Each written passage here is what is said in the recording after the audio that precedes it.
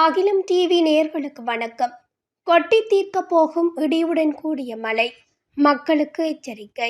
மேல் சப்ரகமுவ மற்றும் வடமேல் மாகாணங்களிலும் காலி மற்றும் மாத்தறை மாவட்டங்களிலும் அவ்வப்போது மழை அல்லது இடியுடன் கூடிய மழை பெய்யக்கூடும் என வளிமண்டலவியல் திணைக்களம் எதிர்வு கூறியுள்ளது. குறித்த விடயத்தை வளிமண்டலவியல் திணைக்களம் இன்று வெளியிட்டுள்ள அறிக்கையில் குறிப்பிட்டுள்ளது. நாட்டின் ஏனைய பகுதிகளில் மாலை அல்லது இரவில் ஆங்காங்கே மழை அல்லது இடியுடன் கூடிய மழை பெய்யக்கூடும் எனவும் தெரிவிக்கப்பட்டுள்ளது.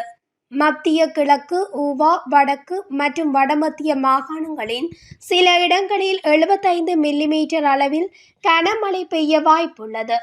வடமேல், வடமத்திய மற்றும் தென் மாகாணங்களில் இடைக்கிடையே மணிக்கு 30 தொடக்கம் 40 கிலோமீட்டர் வேகத்தில் பலத்த காற்று வீசக்கூடும் எனவும் தெரிவிக்கப்பட்டுள்ளது.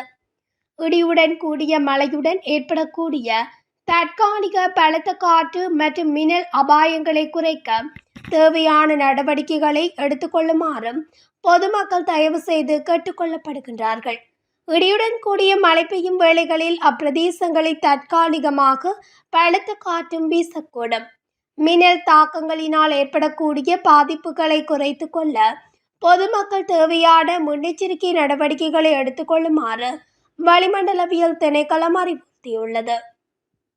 இதுபோன்ற இலங்கையின் முக்கிய செய்திகளை உடனுக்குடன் தெரிந்து கொள்ள அகிலம் டிவி ஊடகத்துடன் இணைந்திருங்கள். நன்றி, வணக்கம்.